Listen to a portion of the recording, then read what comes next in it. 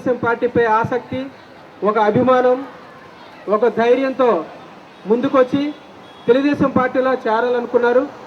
ఎందుకంటే ఈరోజు నారా చంద్రబాబు నాయుడు గారు ఈ ఆంధ్ర రాష్ట్రాన్ని పునర్నిర్మాణించగల శక్తి ఒక్క నారా చంద్రబాబు నాయుడు గారికి ఉంది తప్ప ఎవరికి లేదని ఒక గట్టి నమ్మకం ఈ ఆంధ్ర రాష్ట్ర ప్రజలకు మాత్రం ఏర్పడింది.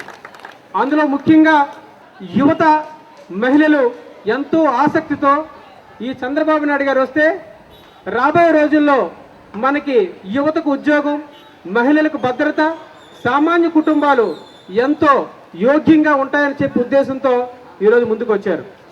వాళ్ళందరూ కూడా ఇవాళ పార్టీలోకి మన గణేష్ కుమార్ గారి ద్వారా మిమ్మల్ని ఆహ్వానించడం జరుగుతుంది.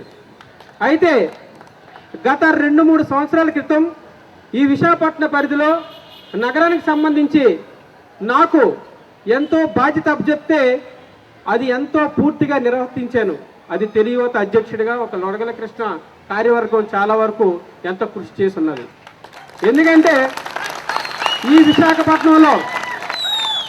విశాఖపట్నంలో ప్రతి పేదవాడికి ఇల్లు ఉండాలనే ఒక నినాదంతో చట్టబద్ధతగా, అంటే పథకాలంటే ఈరోజు ఉండొచ్చు, రేపు పోవచ్చు, పథకాలతో సంబంధం లేకుండా ప్రతి పేదవాడికి అర్హతతో అనుమతితో వార్డు, ఈ యొక్క నియోజకవర్గం అలాగే జిల్లా అధ్యక్షుల సహకారంతో జిల్లా మొత్తం మీద నేను సైకిల్ యాత్రలు చేసి సుమారుగా 1,20,000 మంది అప్లికేషన్లు సేకరించి వారి గురించి ప్రాణాలు కొట్టొచ్చి మన తెలుగు కార్యవర్గంతో సహా మీ అందరి సమక్షంలో 6 రోజులు నిరాహారదీక్ష చేయడం జరిగింది.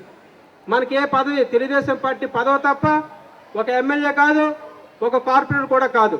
అయినా కూడా చట్టాన్ని అమలు పరిచే విధంగా మనం మీ అందరి సహకారంతో దీక్ష చేస్తే ప్రభుత్వం దిగివచ్చి సుమారుగా 2,290 ప్లాట్లు పేదవాళ్ళకి ఇస్తున్నామని చెప్పి ప్రకటించడం జరిగింది. అది మన తెలుగు యువత యొక్క గొప్పతనం. వేలకు వేల భూములు ఉన్నాయని చెప్పి, వేలకు వేల ప్లాట్లు ఉన్నాయని చెప్పి ప్రభుత్వం స్పందించింది. ప్రభుత్వంలో ఉన్న మంత్రులు చేయలేకపోయారు. చేతకాని ప్రభుత్వం గతంది, మనం చేసి చూపించాం. అలాగే ఈ విశాఖపట్నం పరిధిలో ప్రతి భూమిని కూడా మనం రక్షించాం.